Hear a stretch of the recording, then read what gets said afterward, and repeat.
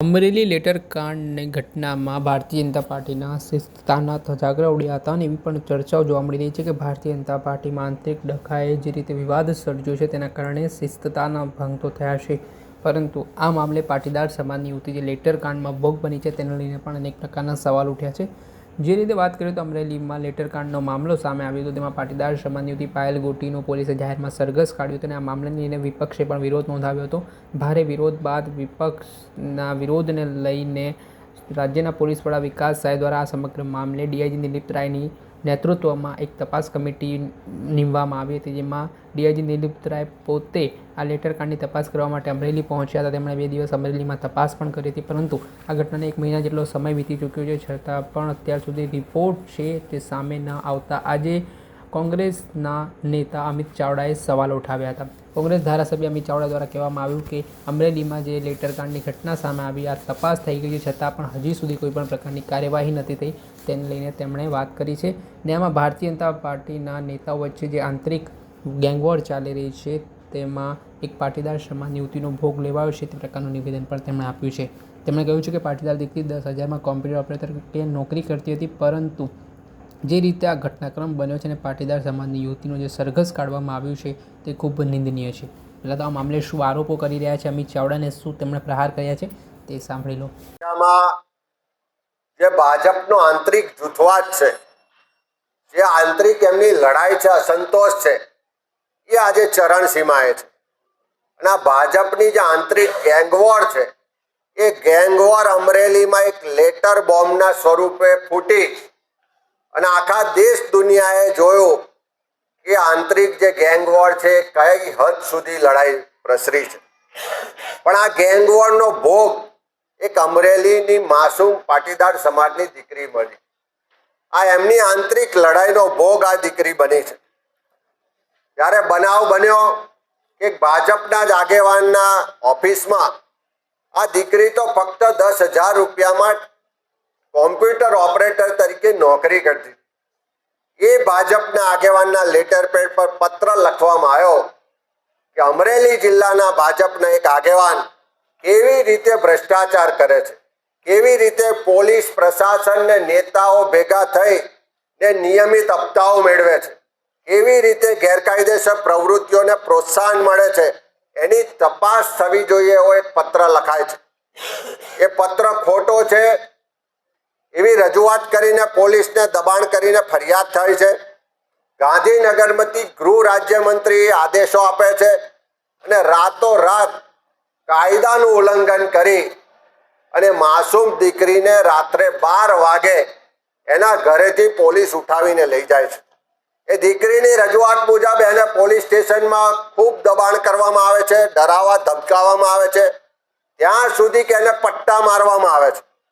અને હદ તો ત્યારે થાય છે કે માનવ અધિકારનું હનન કરી, બંધારણની સ્વતંત્રતાના અધિકારનું હનન કરી, કાયદાની ઉપરવટ જઈ અને સરકારના ઈશારે ત્યાં અમરેલીની પોલીસ આ દીકરીનું બજારમાં વરઘોડો કાઢે છે। આ દીકરીનો વાંક કેટલો કે નોકરી કરતી હતી, એના માલિકે કીધું તો ખાલી એક કોમ્પ્યુટર પર લેટર ટાઈપ કર્યો, પણ જ્યારે આ વરઘોડો કાઢવામાં આવે છે ત્યારે એક દીકરી પર અત્યાચાર નથી થતો, એક પાટીદાર દીકરીનું અપમાન નથી, પણ આખા ગુજરાતની દીકરીઓ મહિલાઓનું અપમાન છે। સરકારના ઈશારે પોતાના રાજકીય હરીફોને ખતમ કરવા માટે જે આ વરઘોડો કાઢવામાં આવ્યો અને એની ઉપર સરકારમાં બેઠેલા ગૃહ રાજ્યમંત્રી એમ કહેતા હોય કે વરઘોડા તો નીકળશે, તો વરઘોડા આજ દિન સુધી ડ્રગ્સ માફિયાઓના વરઘોડા સરકારે નથી કાઢતી, કોઈ ખનન માફિયાનો વરઘોડો આજ દિન સુધી નથી નીકળ્યો, કોઈ મેડિકલ માફિયાનો વરઘોડો આજ દિન સુધી નથી નીકળ્યો, કોઈ બીજેડ કાંડના આરોપીઓ હોય એમનો વરઘોડો નથી નીકળ્યો, કે કોઈ ભાજપના મળતિયાઓ બળાત્કારમાં સંડોવાયેલા હોય તો એમનો વરઘોડો નથી નીકળતો, પણ રાજકીય હિસાબ પતાવવા માટે માસૂમ દીકરીનો વરઘોડો કાઢવામાં આવે છે। અને જ્યારે આખા ગુજરાતમાંથી બધા જ સમાજના લોકો થઈને વિરોધ કરે છે, ત્યારે ત્યાંની પોલીસ નાના 2-3 કર્મચારીઓને સસ્પેન્ડ કરીને એની પર ભીનું સંકેલવાનો પ્રયત્ન કરે। જ્યારે ખૂબ દબાણ થાય છે ત્યારે અહીંયાથી ઉપરથી દિલીપ રાયના નેતૃત્વમાં તપાસ ટીમ બનાવીને મોકલે છે આજે અમે માગણી કરી છે કે દિલીપ રાય તપાસ કરવા ગયા છે, જો પત્ર સાચો હોય કે ખોટો હોય તો એની ચકાસણી માટે તમે FSLમાં મોકલ્યો છે, તો આટલો બધો સમય થયો, FSLનો રિપોર્ટ જાહેર કરો એવી માગણી કરી છે. દિલીપ રાયના નેતૃત્વમાં તપાસ થઈ છે, એને પણ 1 મહિના જેટલો સમય થઈ ગયો, તો એ તપાસનો રિપોર્ટ પણ તાત્કાલિક જાહેર કરો એવી અમે માગણી કરી છે. અને લડાઈ તો ત્યાં સુધી પ્રસરી છે કે ત્યાંના એક પૂર્વ મંત્રી, ભાજપના મોટા ગજાના નેતા દિલીપભાઈ સંઘાણીએ પત્ર લખીને માગણી કરી કે આ કેસમાં રાજકીય રીતે હરીફોને પતાવવા માટે ઉપરના દબાણથી કાર્યવાહી થઈ રહી છે, રાજકીય હરીફોને ખતમ કરવાનું કાવતરું છે, અને જો અમે કોઈ સંડોવાયેલા હોય તો અમારો નાર્કો ટેસ્ટ કરાવો. એ જ રીતે ત્યાંના પૂર્વ સાંસદે પણ મીડિયા સમક્ષ નિવેદન કરીને કીધું કે અમે પણ તૈયાર છે નાર્કો ટેસ્ટ કરાવવા, પણ જે નેતાઓના ઈશારે આ બધું થઈ રહ્યું છે, જે નેતાઓના દબાણથી આ બધું થઈ રહ્યું છે, એમનો નાર્કો ટેસ્ટ પણ કરાવો. તો અમે સરકાર પાસે માગણી કરીએ છીએ કે આ ભાજપની આંતરિક ગેંગવોરનો ભોગ એક માસૂમ દીકરી બની છે, આખી ગુજરાતની મહિલાઓનું અપમાન થયું છે, તો આ નેતાઓના નાર્કો ટેસ્ટ પણ કરાવો. જે જવાબદાર અધિકારીઓ છે એની પર કાર્યવાહી કરો. દિલીપ રાયના તપાસનો અહેવાલ જાહેર કરો.